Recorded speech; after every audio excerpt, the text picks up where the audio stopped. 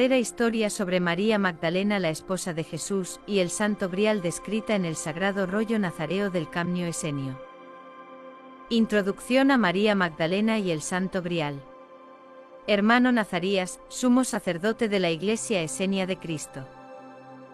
El verdadero relato de María Magdalena y el Santo Grial se cuenta dentro del Nuevo Testamento, Holy Gospel, porción de la Santa Megilá. El siguiente material complementario sirve como información de antecedentes útil para esa cuenta y consta de dos partes. La primera parte, titulada La entrevista sobre María Magdalena, es como extracto de una entrevista de nuestro sumo sacerdote, Día, sobre el tema de la Magdalena. La segunda parte, titulada Extracto del artículo sobre María Magdalena y el Santo Grial, es una parte de un artículo de Day sobre ese tema. Primera parte, la entrevista sobre Magdalena. Day fue entrevistado por una revista. El éxito fenomenal de The Da Vinci Code ha generado un gran interés en María Magdalena. Usted y la iglesia que representa estaban enseñando cosas similares sobre la Magdalena y su relación con Jesús muchos años antes de que se escribiera ese libro. Como investigadora de la Magdalena desde hace mucho tiempo, ¿cómo te sientes acerca de su repentina popularidad? Estoy encantado. Ella fue la historia de portada de Newsweek.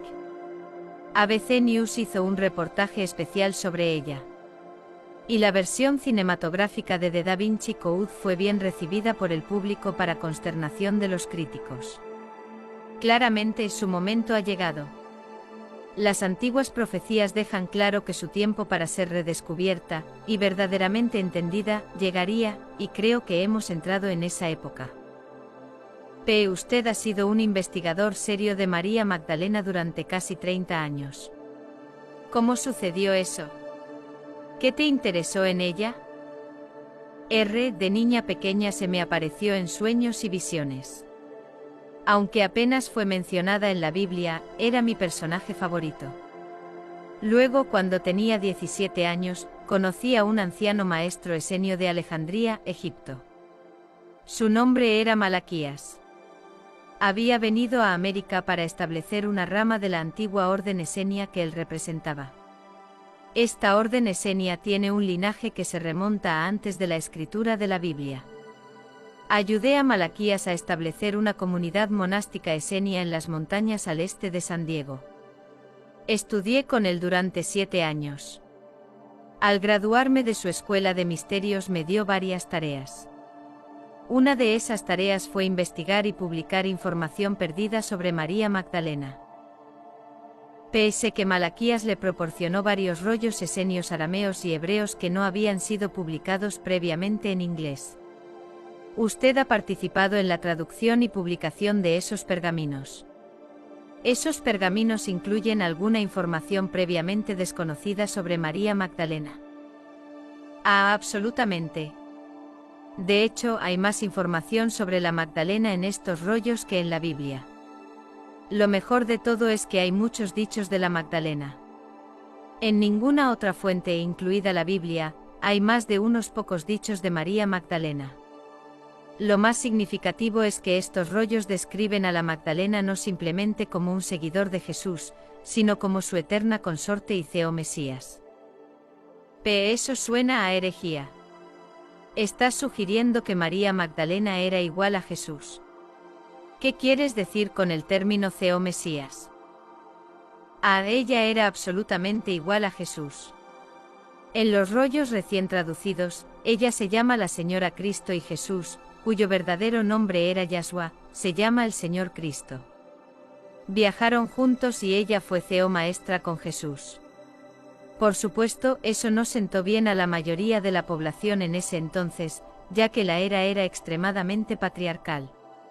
De hecho, en Israel en ese momento a las mujeres no se les permitía ingresar al sacerdocio.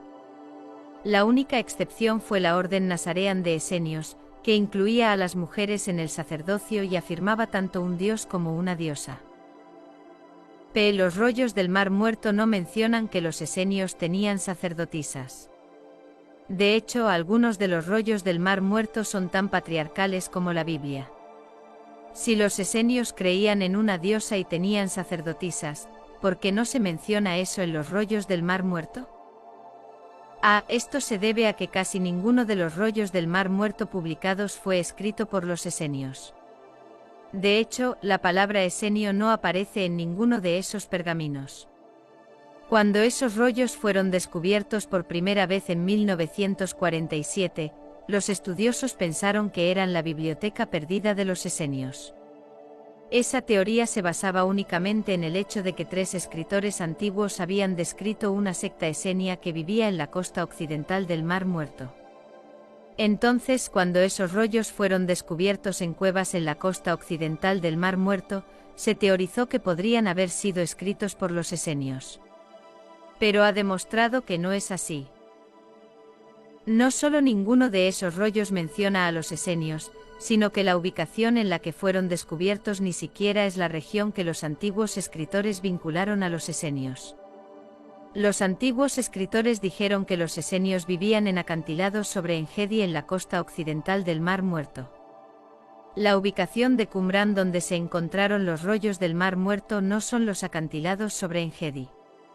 Hace varios años se descubrieron los restos de un asentamiento comunal en los acantilados sobre Engedi. Ese fue el asentamiento esenio en el Mar Muerto, no Qumran. Por lo tanto, ya no se cree que los rollos patriarcales del Mar Muerto hayan sido escritos por los esenios. Nuestra Iglesia no usa los rollos del Mar Muerto. Usamos otros rollos que, de hecho, defienden la adoración tanto de Dios como de la diosa, y presentan a los esenios como si tuvieran sacerdotes y sacerdotisas. La historia nos informa que María Magdalena era una prostituta. Usted afirma que ella era una Cristo femenina con Jesús y que ella era su igual. ¿Cómo podría una prostituta, incluso una prostituta reformada, ser vista como un Cristo femenino? En realidad, la historia no nos informa que la Magdalena fuera una prostituta. Eso es simplemente una leyenda católica que ha sido desacreditada. En ninguna parte del Nuevo Testamento se dice que María Magdalena había sido una prostituta. Un papa católico primitivo confundió a María Magdalena con otra mujer del Nuevo Testamento que era una prostituta reformada, y eso se convirtió en creencia católica. Pero no lo encontrarás en el Nuevo Testamento. De hecho, los eruditos católicos ahora admiten que este papa cometió un error.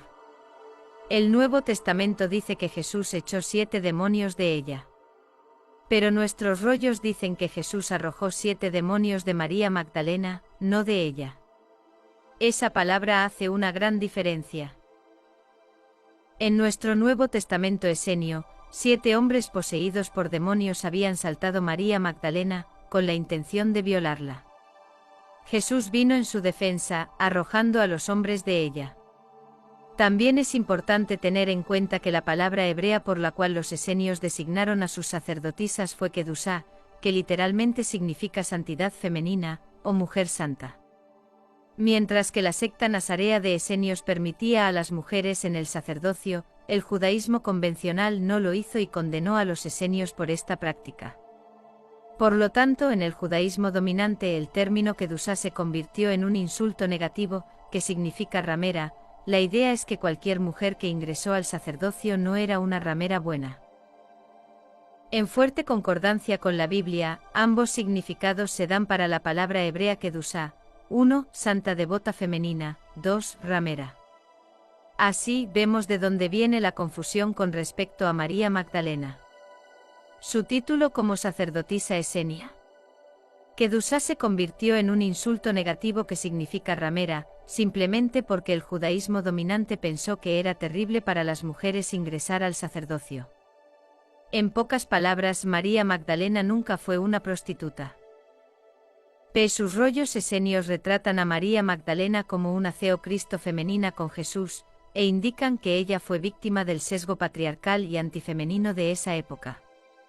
Además de tus rollos esenios, puedes documentar de otras fuentes que María Magdalena fue una gurú femenina exaltada que fue perseguida por hombres patriarcales.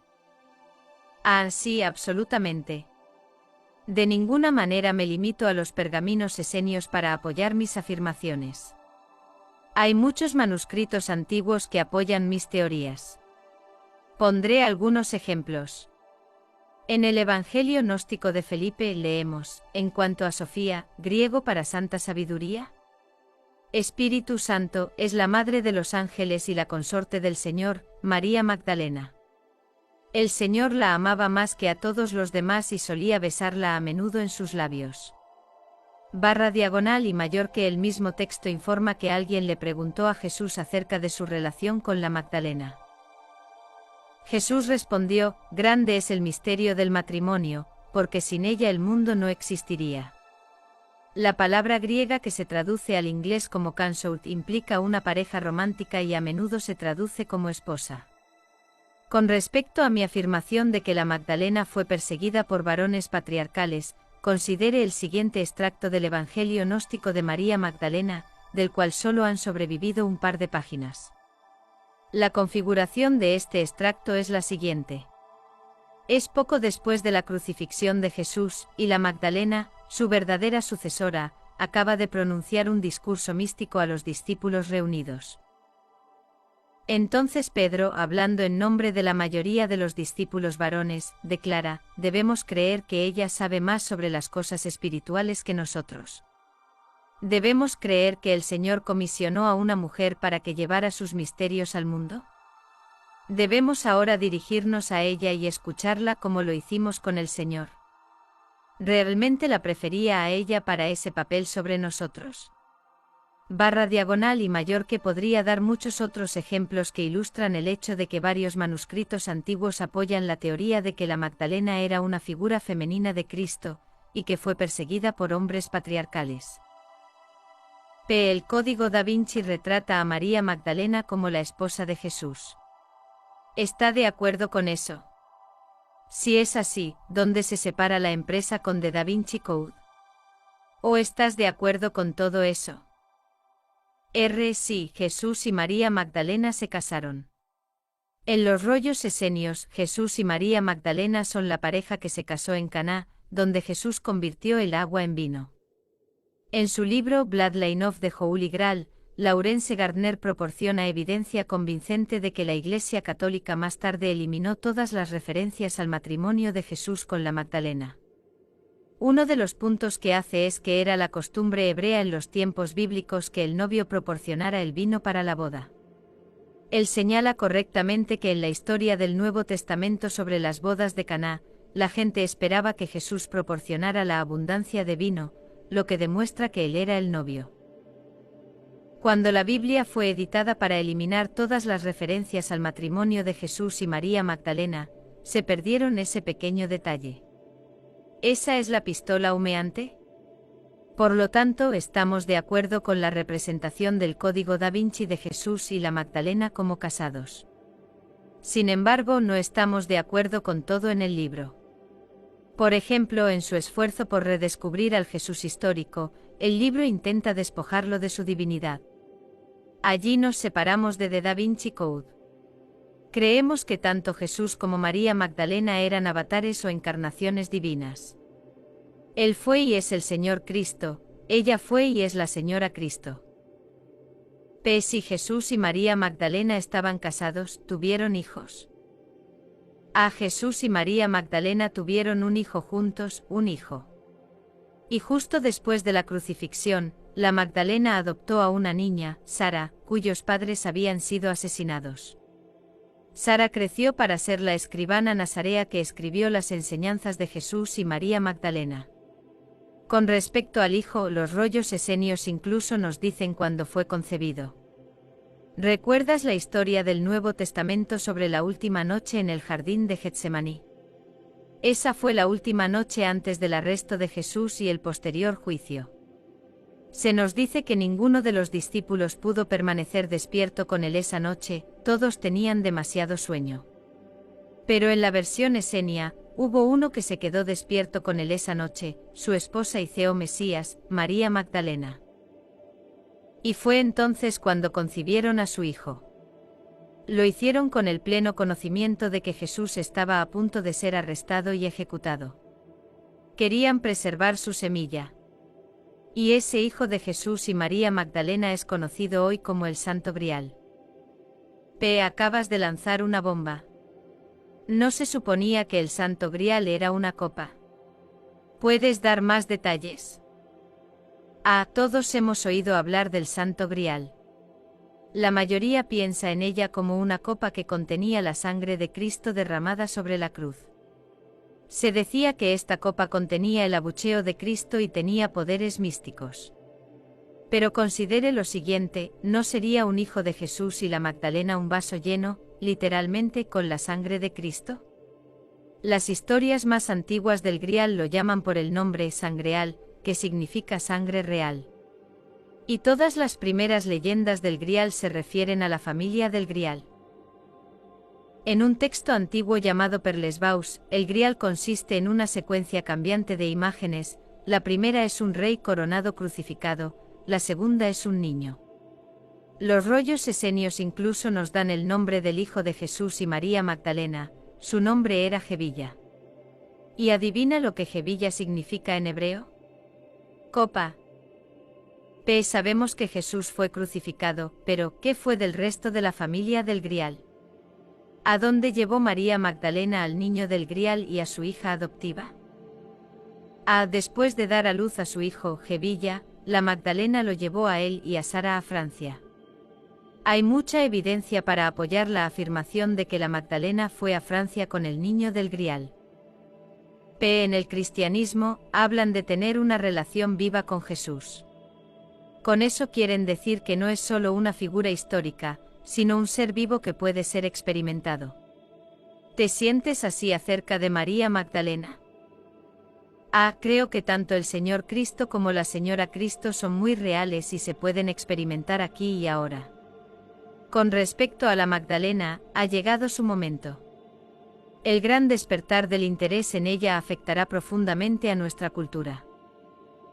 Se refiere a su religión con dos palabras, nazarean y esenio. Por favor, explíquelo. Según nuestros textos antiguos, somos la religión nazareana del camino esenio. El nombre de nuestra religión es Nazarean. La práctica de nuestra religión es el camino esenio. La palabra Nazarean significa ascensión. La forma en que ascendemos es practicando el camino de vida esenio. La palabra esenio significa sanador o sanación. Por lo tanto, el camino esenio es el camino sanador. Esta curación se refiere al cuerpo, la mente, el espíritu y el planeta. ¿Qué es la Orden Esenia de la Rosa Azul? La Orden de la Rosa Azul fue establecida por María Magdalena después de la crucifixión de Yahshua, Jesús, para ser una orden especial solo para los seguidores más fieles de la religión nazarea del camino esenio. Inmediatamente después de la crucifixión, muchos de los seguidores masculinos de Yahshua se negaron a aceptar a una mujer, María Magdalena, como su líder. María, la legítima sucesora de Yahshua, estableció la Orden de la Rosa Azul para aquellos que permanecieron fieles a ella. Ella estableció la orden en Israel poco después de la crucifixión, luego escapó a Francia llevando al bebé de su esposo y CEO Mesías, Yahshua.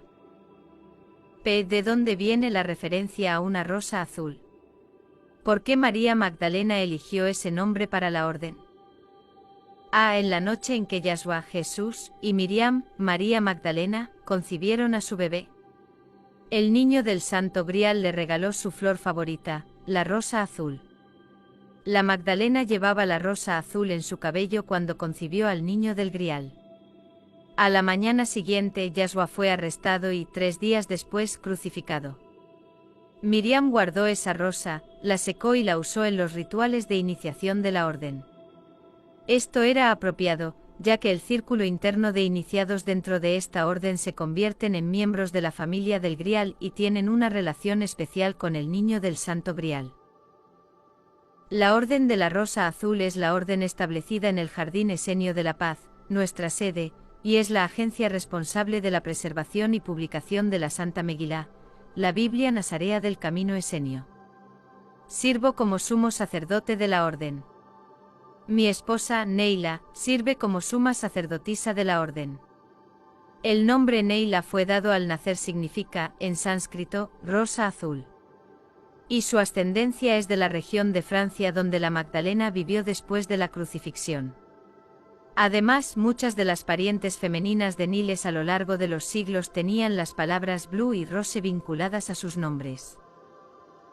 Es muy posible que la familia Niles esté directamente relacionada con la Magdalena, o al menos que fueran iniciados de la antigua orden.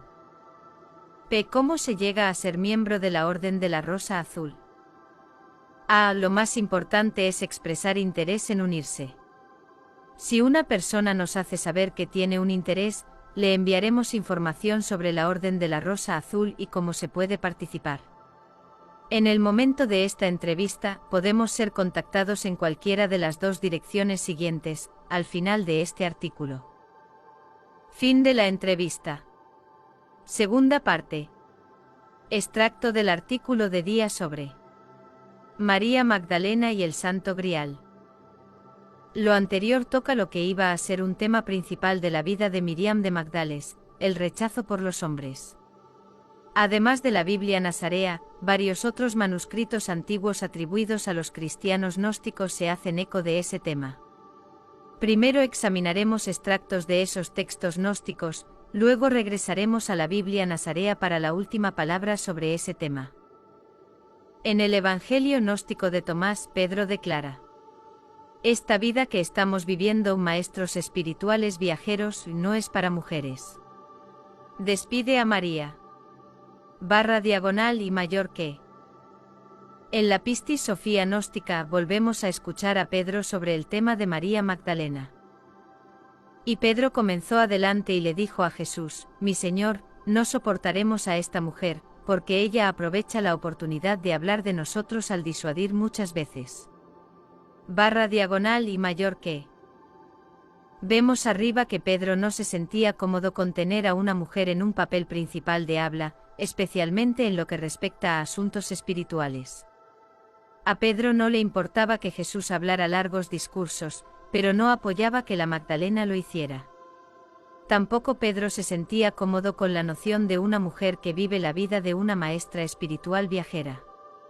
Debemos entender que la opinión de Peters era la norma en su época. El antiguo Israel era extremadamente patriarcal. Aunque la pequeña secta minoritaria de los nazareanos tenía mujeres sacerdotisas, el judaísmo convencional no lo tenía. De hecho, era ilegal que las mujeres estudiaran las escrituras en el judaísmo convencional. También es importante darse cuenta de que Jesús, Yahshua, para su ministerio a la mayoría no nazareana de Israel, seleccionó a 8 apóstoles con antecedentes no nazareanos y 4 con antecedentes nazareanos. Había 3 divisiones principales dentro del judaísmo: los saduceos, los fariseos y los esenios nazareanos. Yahshua seleccionó a 4 representantes de cada división del judaísmo: 4 nazareanos, 4 saduceos y 4 fariseos. Por supuesto, los saduceos y fariseos que seleccionó eran la flor y nata de la cosecha de sus religiones. Los 8 eran vegetarianos y estaban extremadamente interesados en aprender el camino nazareano. Pero la parte más difícil del camino nazarean para estos antiguos saduceos y fariseos fue abrazar lo divino femenino y la noción de igualdad para las mujeres. Es por eso que después de la crucifixión de Yahshua, esa doctrina fue la primera en ser diluida por los antiguos saduceos y fariseos en el movimiento cristiano primitivo. De hecho, eso llevó a la primera división del grupo, siendo el vegetarianismo la causa de la segunda escisión.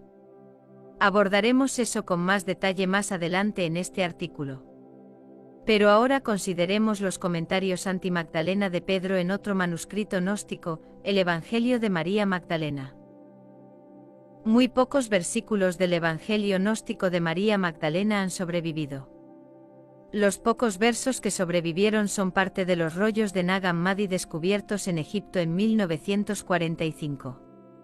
Allí leemos: después de la crucifixión de Jesús, los discípulos fueron reunidos. Un discípulo le preguntó a María Magdalena: sabemos que el Salvador te amó más que a ningún otro. Cuéntanos las palabras del Salvador que conoces, pero que nosotros no sabemos. María respondió: ¿qué se te oculta? Te lo revelaré. Y comenzó a revelar grandes misterios. Después de que María habló, Andrés dijo: no creo que sus palabras sean del Señor. Sus enseñanzas son tonterías. Del mismo modo, Pedro dijo, debemos creer que ella sabe más acerca de las cosas espirituales que nosotros. ¿Debemos creer que el Señor comisionó a una mujer para que llevara sus misterios al mundo? Debemos ahora dirigirnos a ella y escucharla como lo hicimos con el Señor. ¿Realmente la prefería a ella para ese papel sobre nosotros? Entonces María lloró y dijo, mi hermano Pedro, ¿crees que inventé estas cosas? ¿Crees que te mentiría acerca del Señor? Leví salió en su defensa diciendo, Peter, siempre has sido de mal genio. Ahora estás luchando con María como si ella fuera la adversaria. Pero si el Señor le dio este papel, ¿quién eres tú para rechazarla? Es porque Él realmente la conoce que la amaba más que a nosotros. Antes de comentar sobre el hecho de que Leví salió en su defensa, consideremos la opinión de un erudito con respecto a la actitud anti-Magdalena de Pedro. En su libro Bloodline of the Holy Grail, Laurence Gardner escribe: Pedro tenía una baja opinión de las mujeres, y no estaba preparado para estar a la orden del día de una sacerdotisa. La opinión de Paul sobre las mujeres era aún menos halagüeña, y se opuso firmemente a su participación en asuntos de religión. Los dos hombres, por lo tanto, excluyeron deliberadamente a María de cualquier posición en su nuevo movimiento. Con todo este sentimiento anti-Magdalena entre los discípulos varones, Leví merece crédito por haber salido en su defensa. En la última línea citada anteriormente del Evangelio de María Magdalena, dijo, es porque el Jesús realmente la conoce que la amó más que a nosotros. // y mayor que Leví debe haber estado recordando las siguientes palabras pronunciadas por Jesús antes de ser crucificado, conservadas en otro manuscrito gnóstico llamado el Evangelio de Felipe. En cuanto a Sofía, griego para la santa sabiduría, Espíritu Santo, es la madre de los ángeles y la consorte del Señor, María Magdalena. El Señor la amaba más que a todos los demás y solía besarla a menudo en sus labios. Un discípulo preguntó por qué la amas de una manera diferente a como nos amas a nosotros. El Salvador respondió, cuando un ciego y uno que ve están juntos en la oscuridad, no son diferentes el uno del otro. Cuando venga la luz, entonces el que ve verá la luz, y el que está ciego permanecerá en la oscuridad. Si uno baja al agua y sube sin haber recibido nada y dice que soy cristiano, ha tomado prestado el nombre a interés. Pero si recibe el Espíritu Santo, tiene el nombre como un regalo. Y ese es un gran misterio.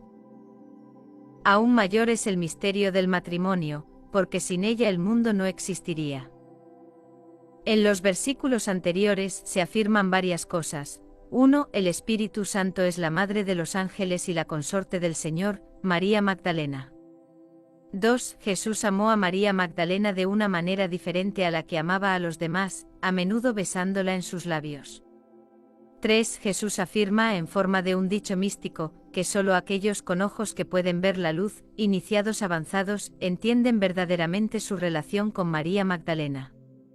4. Jesús afirma que aquellos con los ojos para ver la luz son aquellos que han recibido el Espíritu Santo, y que muchos que piensan que lo han hecho en realidad no lo han hecho.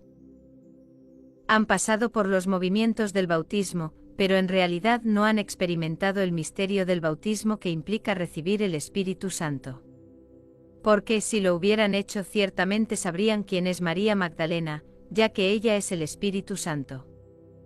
5. Su relación con María Magdalena es la del matrimonio, pero no solo en el sentido tradicional, sino también en el sentido cósmico. Sin la relación de Shaddai y Jana el mundo no existiría. En otro versículo del Evangelio de Felipe, esta enseñanza de que el Espíritu Santo es femenino se da de nuevo. Algunos dicen que la Madre María concibió al Espíritu Santo. Están en error. Porque cuando una mujer concibió a una mujer. En ese versículo, la María a la que se hace referencia es Jesús. Madre. El versículo está señalando que la idea de algunos cristianos de que la Madre María concibió, fue hecha embarazada, por el Espíritu Santo es errónea, porque una mujer no puede embarazar a otra mujer. En otras palabras, el Espíritu Santo es femenino. Con respecto a la referencia a que María Magdalena es la consorte del Señor, esa idea se menciona nuevamente en otro versículo del Evangelio de Felipe. Hubo 3 que caminaron con el Señor en todo momento, su madre, su hermana y la Magdalena, a quien llamaron su consorte. Arriba, note que la Magdalena no es simplemente referida como su discípulo, apóstol, o incluso como su seguidor más devoto, más bien, se la conoce como su consorte. Investigué eso y descubrí que la palabra griega que se traduce aquí como consorte siempre implica una relación romántica y está traducida con la misma precisión por la palabra inglesa wife. Y vimos que Jesús mismo, cuando se le preguntó acerca de su relación con la Magdalena, dio una respuesta larga y mística, y luego la resumió como matrimonio. Como Jada y Jana, ciertamente son consortes eternas unidas en el matrimonio cósmico. Pero en la Biblia nazarean no solo están casados en el sentido cósmico como Jada y Jana, sino incluso en el sentido humano como Yahshua Jesús y Miriam, María Magdalena. Y eso es algo muy bueno porque, como pronto veremos, Yahshua y Miriam tuvieron un hijo juntos. En el Nuevo Testamento nazareano, Jesús, estoy alternando deliberadamente entre el uso de los nombres Jesús y Yahshua para condicionar al lector de que son uno y el mismo. Lo mismo es cierto para mi uso alternativo de los nombres María Magdalena y Miriam de Magdalena, y María Magdalena son la pareja que se casó en la historia del Evangelio de las bodas de Caná. Puedes leer eso en la Santa Megilá. Aquí deseo señalar que algunos eruditos han juntado 2 y 2 y han descubierto que la boda en Caná fue de hecho la de Yahshua y Miriam, incluso sin tener acceso a nuestros scriptures. En su libro La mujer con el frasco de alabastro, Margaret Starber describe: tal vez este matrimonio de Caná fue uno de importancia nacional, a saber, el de Jesús con María Magdalena. // y mayor que. En Bloodline of the Holy Grail, Laurence Gardner describe una antigua copa egipcia que la leyenda dice que se usó en las bodas de Jesús y María Magdalena. Durante la década de 1400, cuando se estaba construyendo la capilla Raslin, el gran timonel del priorato de Sion era René de Anjou. Es de René de Anjou que deriva la conocida Cruz de Lorena. La cruz con sus 2 barras horizontales se convirtió en el símbolo duradero de la Francia libre, y fue el emblema de la resistencia francesa durante la Segunda Guerra Mundial. Entre las posesiones más preciadas de Rennes estaba una magnífica copa egipcia de cristal rojo, que obtuvo en Marsella. Se dice que se usó en las bodas de Jesús y María Magdalena en Caná. Negrita añadida por Day. Gardner proporciona evidencia interesante de que la Iglesia Católica más tarde eliminó todas las referencias al matrimonio de Jesús. Una de las razones por las que no se menciona el estado matrimonial de Jesús en el Nuevo Testamento es que la evidencia fue eliminada deliberadamente por decreto de la Iglesia. Esto fue revelado tan recientemente como en 1958, cuando un manuscrito del Patriarca Ecuménico de Constantinopla fue descubierto en un monasterio en Mar Saba, al este de Jerusalén por Morton Smith, profesor de Historia Antigua en la Universidad de Columbia. Dentro de un libro de las obras de San Ignacio de Antioquía había una transcripción de una carta del obispo Clemente de Alejandría, circa 150 a 215 DC, uno de los primeros padres de la Iglesia cristiana. Estaba dirigido a su colega, Teodore. También se incluyó una sección desconocida del Evangelio de Marcos. La carta de Clemens decretó que parte del contenido original de Marcos debía ser suprimido porque no se ajustaba a los requisitos de la Iglesia. La carta dice, porque incluso si dijeran algo verdadero, uno que ama la verdad no debería, aún así, estar de acuerdo con ellos. Porque no todas las cosas verdaderas son la verdad, tampoco debe preferirse la verdad que parece fiel a las opiniones humanas a la verdad verdadera, la de la fe. You are you. ¿Cómo es eso para el doble discurso teológico? En otras palabras, el obispo Clemente, nacido en el año 150 DC, habiendo encontrado un manuscrito antiguo que habría avergonzado a la Iglesia, es decir, un relato del matrimonio de Jesús y María Magdalena, ordenó un encubrimiento de la verdad en nombre de una verdad superior, la fe en las doctrinas de la Iglesia Católica. Bueno, creo que elegiré lo contrario. Hemos visto que María Magdalena no fue bien recibida por muchos hombres, incluyendo apóstoles importantes como Pedro. Dije anteriormente que este rechazo por parte de los hombres condujo a la primera división en la Iglesia. Ahora describiré esa división. Al describir esa división, revelaré el verdadero significado del término el Santo Grial.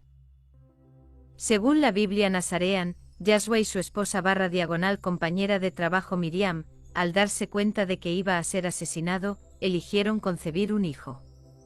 De hecho, según la Biblia Nazarean, esta fue una de las razones por las que Jadai y Hannah eligieron encarnar como seres humanos, entrar y bendecir la corriente genética humana. Una forma en que bendijeron la corriente genética humana fue dejando su ADN en ella, hicieron un bebé. ¿Cuándo lo hicieron? ¿Recuerdas la historia del Nuevo Testamento sobre la última noche en el jardín de Getsemaní? Esa fue la última noche antes del arresto de Jesús y el posterior juicio. Se dice que Jesús pidió a los discípulos que se quedaran despiertos y oraran con él.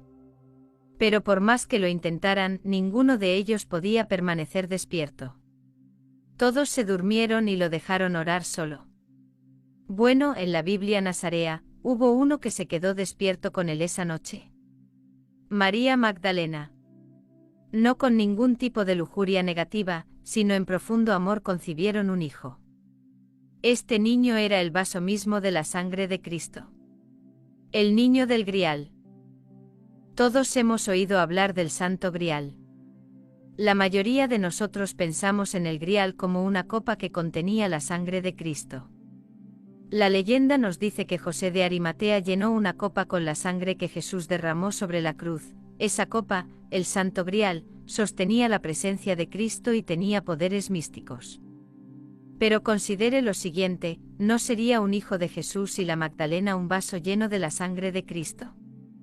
¿No podría ese niño sostener la presencia del Cristo? Y tal vez ese niño, la vasija de Cristo, tendría profundos poderes místicos. En su libro Holy Blood, Holy Grail, los investigadores Michael Boyhent, Richard Lake y Henry Lincoln escriben: ¿podría el Grial ser algo más que pura fantasía? ¿Podría haber existido realmente en algún sentido? ¿Podría realmente haber existido tal cosa como el Santo Grial? ¿O algo concreto en cualquier caso para lo cual se empleó el Santo Grial como símbolo?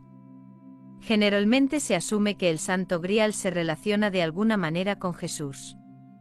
Según algunas tradiciones, era la copa de la que Jesús y sus discípulos bebían en la última cena. Según otras tradiciones, fue la copa en la que José de Arimatea atrapó la sangre de Jesús mientras colgaba de la cruz. Según otras tradiciones, el Grial eran ambos. Según ciertos relatos, el Grial fue traído por José de Arimatea a Inglaterra. Según otros relatos, fue traído por la Magdalena a Francia. Ya en el siglo IV, las leyendas describían a la Magdalena huyendo de Tierra Santa y siendo llevada a tierra cerca de Marsella, una ciudad en Francia, donde, para el caso, sus reputadas reliquias todavía se veneran. Según las leyendas medievales, llevó consigo a Marsella el Santo Grial. Pero las primeras leyendas dicen que la Magdalena trajo el Grial a Francia, no una copa. En otras palabras, la simple asociación del Grial y la copa fue un desarrollo relativamente tardío. En estas fuentes originales el Grial es algo mucho más que una taza. El Grial en el Perlesbaus, un texto antiguo, consiste en una secuencia cambiante de imágenes o visiones. El primero de ellos es un rey coronado crucificado. El segundo es un niño. Arriba vemos que el Santo Grial originalmente no fue identificado como una copa, esa fue una leyenda posterior. Originalmente el Santo Grial era un recipiente de la línea de sangre de Cristo, traído a Francia por María Magdalena. Leemos en Gardner's Bloodline of the Holy Grail. El Grial ha sido simbolizado por muchas cosas. De cualquier manera, tiene un propósito genuino y una herencia que prevalece con la familia del Grial. Sus poderes incluyen los de rejuvenecimiento, conocimiento y provisión, así como Jesús fue un sanador, maestro y proveedor, así también lo es el Grial. El legado del Grial es una reliquia del cristianismo judaico primitivo, pero la Iglesia cristiana nunca ha reconocido el hecho. A pesar de un trasfondo que es a la vez romántico y sagrado, la tradición del Grial sigue siendo una herejía no reclamada. Además, la Iglesia romana ha condenado abiertamente el Grial debido a sus fuertes asociaciones femeninas. Sin embargo, en mucha mayor medida, la renuencia de las iglesias a aceptar la tradición del Grial derivada de las familias del Grial definió específicamente el linaje mesiánico. La tradición medieval relataba que José de Arimatea trajo el Santo Grial a Gran Bretaña. Incluso la tradición europea anterior contaba cómo María Magdalena trajo originalmente el Sangreal, otro término para el Grial, a la Provenza, Francia. En las leyendas originales del Grial había referencias constantes a la familia del Grial, la dinastía del Grial y los custodios o guardianes del Grial. Copas y piedras aparte, la importancia del Grial existe en su definición como el Sangreal igual a Sangraal igual a Sangrial igual a Santo Grial. Más correctamente fue el Sangreal, el real de sangre, llevado por el cáliz uterino de María Magdalena. El Santo Grial se comparó con una vasija porque se decía que llevaba la sangre sagrada de Jesús. Pero fue el cáliz de María Magdalena el que llevó el Sangreal en el útero. Fue ella quien inspiró a la Domna, gran dama, de los trovadores, que fueron tratados tan cruelmente por la Inquisición y la llamaron el Grial del mundo. En Parcival, se dice de la reina del Grial que ella llevaba la perfección del paraíso terrenal, tanto raíces como ramas. Vemos arriba que tanto la Magdalena como su hijo fueron referidos como el Santo Grial. Ella era la reina del Grial porque llevaba el Sangreal, sangre sagrada, dentro del cáliz de su vientre. El útero tiene forma de cáliz. Su hijo también era el Santo Grial porque la sagrada sangre de Cristo fluía dentro de las venas del niño de Yahshua y Miriam. Y la referencia al niño del Grial como la perfección del paraíso terrenal, tanto raíces como ramas, /diagonal y mayor que, parece una declaración de que este niño era un ser humano perfeccionado, una encarnación de las 7 fuerzas raíz y las 7 fuerzas ramificadas del árbol esenio de la vida. El árbol esenio de la vida se describe en la Santa Megilá. En el artículo en cuestión, quiero llamar la atención sobre las referencias anteriores a la Magdalena huyendo de Israel después de la crucifixión y yendo a Francia. La afirmación de la Biblia nazarean de que la Magdalena era una mujer negra nacida en Etiopía y que huyó de Israel a Francia recibe apoyo en varias obras de arte y monumentos en Francia dedicados a la Virgen Negra. ¿Qué es la Virgen Negra? En la Francia del siglo I surgió una secta secreta dedicada a María Magdalena. Esa secta veneraba tanto a Yahshua como a la Magdalena. De hecho, esta secta secreta se extendió a otras partes de Europa, especialmente a Inglaterra, donde se encuentran muchas inscripciones de sus nombres y se vinculan con la leyenda del Grial. Gardner escribe: el estandarte llevaba los nombres Jesús María, los mismos que en la piedra sagrada de la capilla de Glastonbury Jesús María, y como se repite en el manuscrito Roslinay, Jesús María, y como está grabado en la abadía de Melrose, Jesús Mary, los nombres que en todo momento se relacionan con la boda en Caná y la línea de sangre perpetua del Santo Grial. Comenzando en la Francia del primer siglo y luego extendiéndose a otras partes de Europa, los santuarios fueron dedicados a la Virgen Negra. Aunque la Iglesia Católica más tarde pintó algunas de estas estatuas de blanco y dijo que se suponía que representaban a la Madre María, en realidad eran representaciones de la esposa negra etíope de Yahshua, María Magdalena. Leemos en Bloodline of the Holy Grail. También es un hecho que en paralelo con la temprana reverencia por María Magdalena, un culto, esa palabra aquí simplemente significa secta misteriosa, conocido como el de la Virgen Negra, emanó de Ferriers en el año 44 DC. Entre las muchas representaciones de la Virgen Negra que aún existen, una de las mejores estatuas se exhibe en Verviers, Lieja. Es totalmente negra, con un cetro dorado y una corona, coronada por el halo de estrellas de Soufíes. Su hijo pequeño también lleva una corona dorada de la realeza. Se han descubierto unas 450 representaciones en todo el mundo. La imagen de la Virgen Negra y su hijo ha presentado un dilema constante para la Iglesia, la católica y otras iglesias ortodoxas, particularmente aquellas estatuas en iglesias y santuarios notables en Europa continental. En algunos casos son negros por todas partes, pero muchos solo tienen caras, manos y pies negros. No es una cuestión de decoloración, como han sugerido algunos clérigos desconcertados.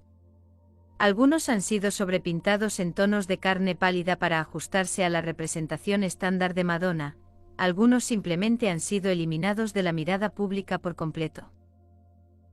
La Virgen Negra es, por lo tanto, también representativa de la Magdalena que, según la doctrina alejandrina, transmitió el verdadero secreto de Jesús. El culto de larga data de la Magdalena estaba de hecho particularmente asociado con las ubicaciones de la Virgen Negra.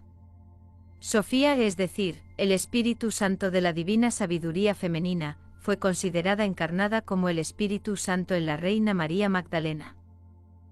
El culto más activo de la Magdalena se basó finalmente en Rennes-le-Château en la región de Languedoc.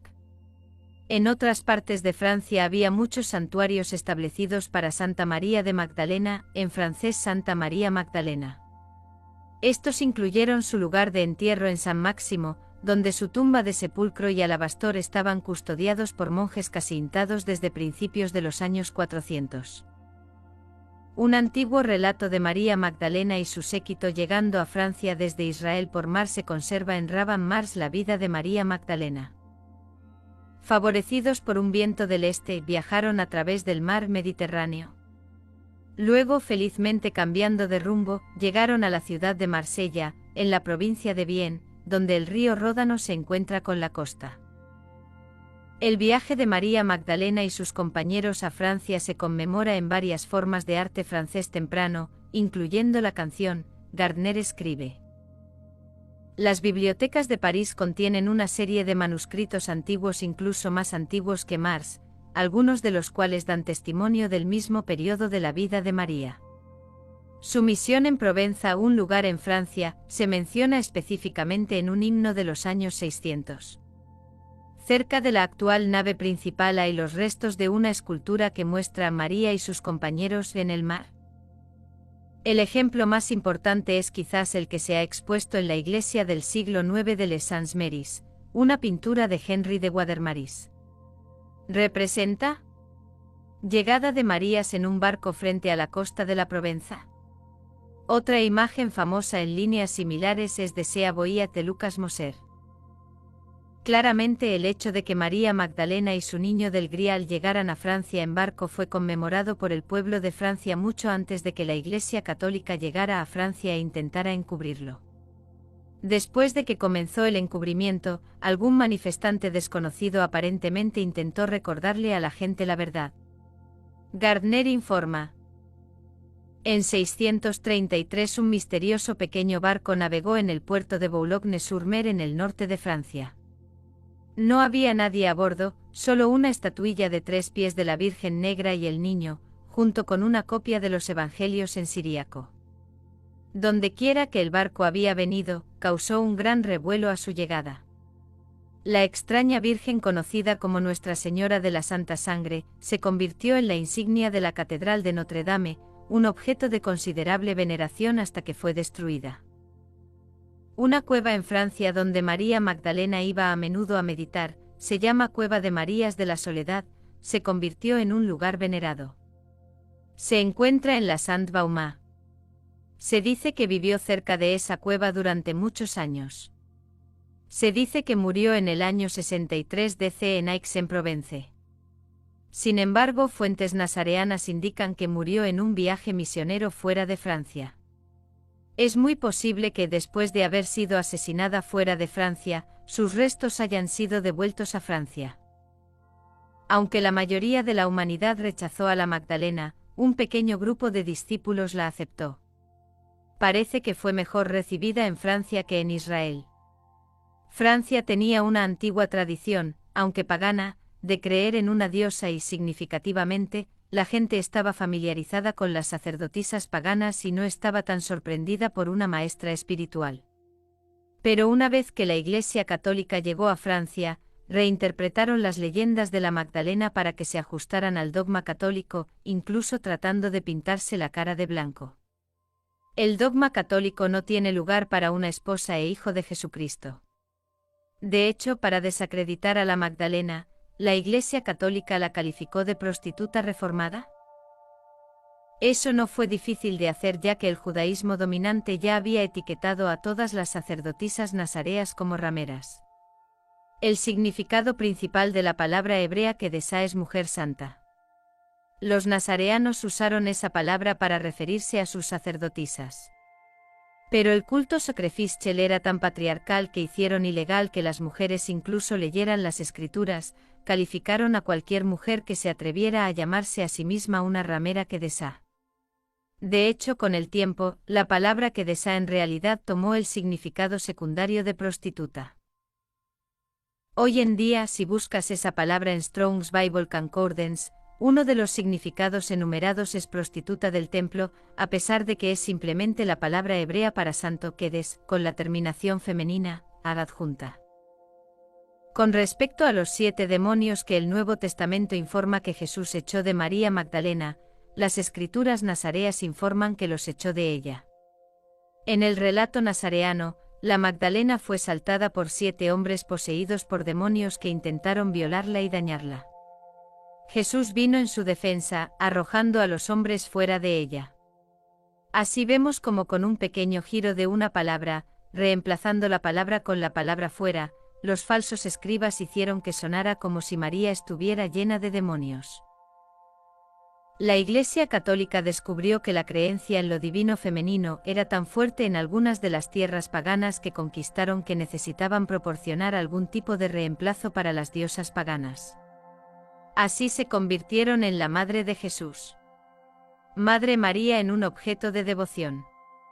Había 2 razones. 1, podían proporcionar una figura femenina para ser adorada sin tener que reconocer la existencia de ninguna diosa. Por lo tanto, Dios y toda la Trinidad podrían permanecer exclusivamente varones. 2, al cambiar el enfoque devocional de la Magdalena hacia la Madre María, podrían ocultar mejor el hecho de que Jesús tenía una esposa que era sacerdotisa.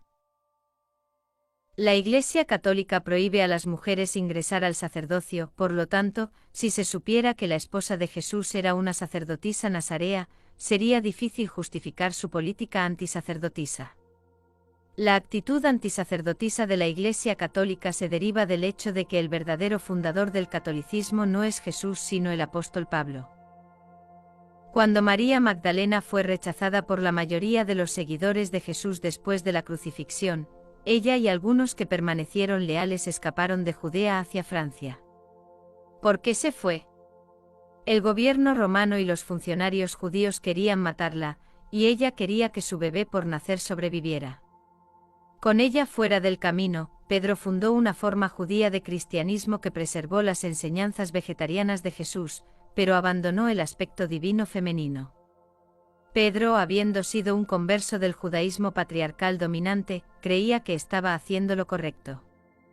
Sintió que no había manera en el mundo de que el pueblo de Israel fuera a aceptar a una mujer Mesías. En la Clementina, un texto ebionita, incluso reconoce haber escrito su propia versión del Evangelio, en una carta adjunta dirigida a Santiago, y describe su sesgo contra el principio femenino. 20 años más tarde el apóstol Pablo dirigió un cisma fuera de la iglesia de Pedro y fundó su propia versión del cristianismo. Al igual que Pedro, Pablo no quería tener nada que ver con lo divino femenino. Pero a diferencia de Pedro, Pablo también desechó el vegetarianismo. Fue la religión de Pablo, que yo llamo paulianidad, la que evolucionó en la Iglesia Católica Romana y dio a luz a todo el cristianismo convencional. En el siglo IV, la Iglesia Romana Paulina exterminó a la mayoría de los miembros sobrevivientes del cristianismo ebionita vegetariano, pero antifemenino, de Peters. La Iglesia nazarea, mucho más pequeña en Israel, ya había sido exterminada en su mayoría por el judaísmo dominante. La Iglesia nazareana en Francia, producto de las actividades misioneras de María Magdalena, fue exterminada en su mayoría por la Iglesia Católica. Tanto en Israel como en Francia, así como en algunos otros países, el cristianismo nazareano ha sobrevivido solo como una religión subterránea, con lugares de reunión secretos y escrituras secretas. Si bien algunos podrían concluir que Yahshua se equivocó al seleccionar a Pedro como apóstol, hay otra posibilidad. Tal vez Yahshua sabía que la mayor parte de Israel aún no estaba lista para aceptar a la diosa. Ciertamente estaba familiarizado con las profecías en el Antiguo Testamento nazarean que declaraban que la Señora Cristo sería rechazada en su primera venida. Por lo tanto, la selección de Pedro podría haber sido bastante intencional. Puede haber sido el tipo de personalidad perfecto para llevar una forma patriarcal de cristianismo al pueblo de Israel. Del mismo modo, a pesar de que Pablo parece haber abandonado gran parte de las enseñanzas de Yahshua, tuvo éxito en la difusión de una forma de cristianismo en todo el mundo para la que el mundo estaba listo en ese momento. Al hacerlo, Pablo tuvo éxito en hacer de Jesús la persona más conocida que jamás haya caminado sobre el planeta Tierra. Por lo tanto, el mundo ahora está muy interesado en cualquier cosa que tenga que ver con Jesús. Por lo tanto, el mundo está bien preparado para la siguiente fase, la segunda venida, la dispensación del Señor y la Señora. Para recibir un pack de información gratuito sobre el pedido de la rosa azul por correo ordinario, envíenos un correo electrónico solicitando información a sneinfo@aol.com.